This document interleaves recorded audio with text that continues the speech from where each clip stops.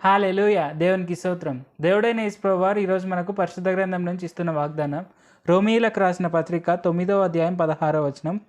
కాగా పొందగోరు వాని వలననైనను ప్రయాసపడు వాని వలననైనను కాదు గాని కరుణించు దేవుని వలననే అగును.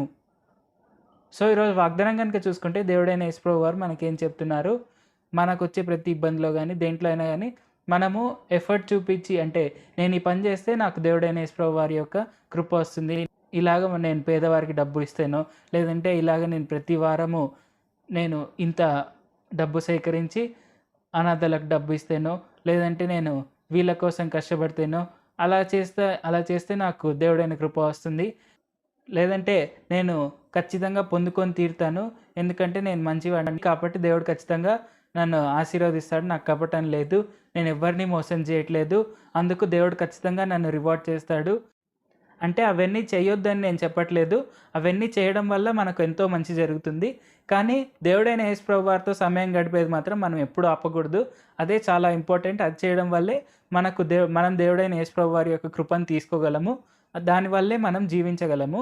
సో, ఖచ్చితంగా ప్రతిరోజు మనం ప్రార్థన చేస్తూ, ప్రతిరోజు బైబిల్ చదువుతూ ముందుకు సాగాలి. దేవుడైన యేసు ప్రభువారి యొక్క వాక్యం ప్రతిరోజు చూస్తూ, ప్రతిరోజు వింటూ ఉంటే మనకు విశ్వాసం పెరుగుతుంది. ఆ విశ్వాసం వల్లనే మనకు దేవుడైన యేసు ప్రభువారి యొక్క కృప అనేది లభిస్తుంది. ఆయన యందు విశ్వాసం కలిగి ఉండి, ఆయనని మొదటగా వెతుకుతూ, ఆయనతో ఎక్కువ సమయం గడుపుతుంటే మనకు దేవుడైన యేసు ప్రభువారి యొక్క కృప మెండుగా వస్తుంది. మనం గొప్పగా ఆశీర్వదింపబడతాము. మనం ఆయన యందు ఎంత విశ్వాసం కలిగి ఉండి, మనము ఆయనతో ఎంత సమయం గడిపితే మనం అంత కృపను పొందుకోవచ్చు.